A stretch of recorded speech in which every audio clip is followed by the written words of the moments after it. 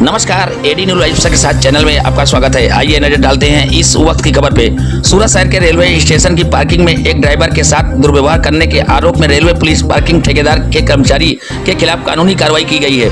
आगामी त्योहार के दौरान किसी भी अप्रिय घटना को रोकने के लिए रेलवे स्टेशन पर कड़े कदम उठाए गए हैं। रेलवे एसपी ने रेलवे यात्रियों की सुरक्षा को लेकर गंभीर कदम उठाने के लिए निर्देश दिया है। रेलवे स्टेशनों पर पार्किंग को लेकर यात्रियों में झड़प के वीडियो अक्सर वायरल होते रहते हैं, लेकिन इस बार पहली बार बड़ौदा रेलवे एसपी अभय सोनी ने रेल यात्रियों की सुरक्षा को लेकर गंभीर कदम उठाने के निर्देश दिए हैं। वहीं सूरत रेलवे स्टेशन पर पार्किंग को लेकर एक पार्किंग ठेकेदार और यात्री के रिश्तेदार के बीच हाथापाई का वीडियो वायरल हुआ था, जिसमें यात्री ने उसके साथ बदसलूकी की।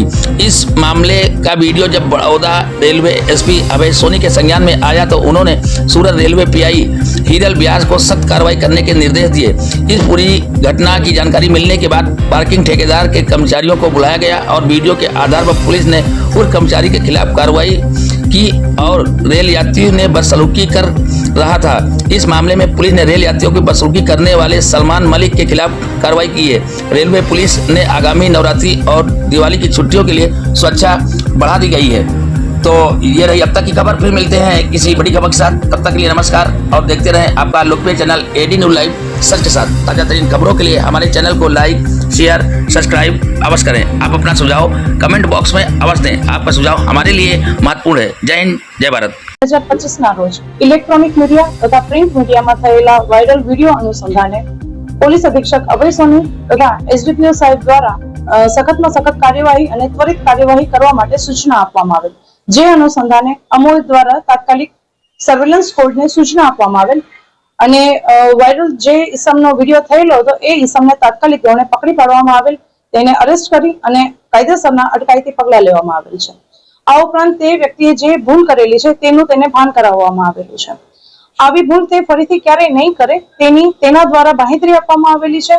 આ ઉપરાંત પાર્કિંગ ધરાવતા મેનેજર તથા અન્ય તે વિભાગને લગત કર્મચારીઓ વગેરેને પોલીસ સ્ટેશન ખાતે બોલાવવામાં આવેલા છે, તેઓના નિવેદન લેવામાં આવેલા છે અને ફરીથી ક્યારેય કોઈ બીજા પેસેન્જર સાથે તેમના કર્મચારીઓ આવી હરકત નહીં કરે, આવી કોઈ વર્તણૂક નહીં દાખવે તે અંગે તેઓ દ્વારા પણ બાંહેધરી અમોને આપવામાં આવેલી છે। આ ઉપરાંત વધુમાં સુરત રેલવે સ્ટેશન દ્વારા રેલવે તંત્રને પણ આ અંગે આ ઘટના બનેલ અંગે માહિતગાર કરવામાં આવેલ છે, તેમજ પત્ર વ્યવહાર પણ કરવામાં આવેલ છે। આ ઉપરાંત વધુમાં સીએમઆઈ ને પણ આ અંગે જાણ કરવામાં આવેલ છે। કોમર્શિયલ વિભાગનાઓને પણ આ પાર્કિંગની જે ઘટના બનેલી છે એ ઘટના ભવિષ્યમાં ના બને, પુનરાવર્તન ના થાય તે માટે તેઓને પણ જાણ કરવામાં આવેલી છે। તે અંગે મીટિંગ હાથ ધરવામાં આવેલી છે અને તેઓ દ્વારા પણ બાંહેધરી આપવામાં આવેલી છે કે વધુમાં આવી કોઈ ઘટના ના બને તે માટે તેઓ પણ નક્કર પગલાં જરૂરથી લેશે।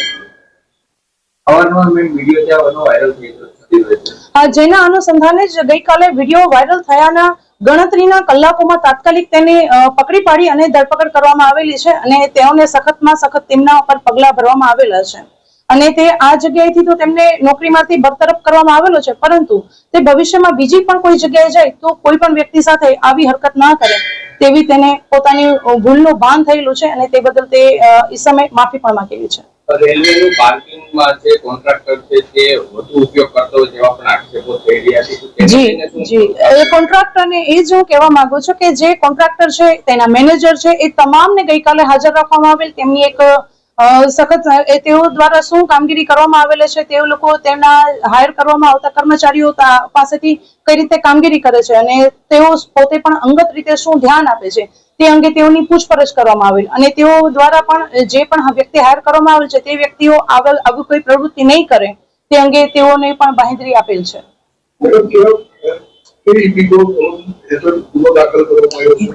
તેમના અટકાયતી પગલાં લેવામાં આવેલા છે।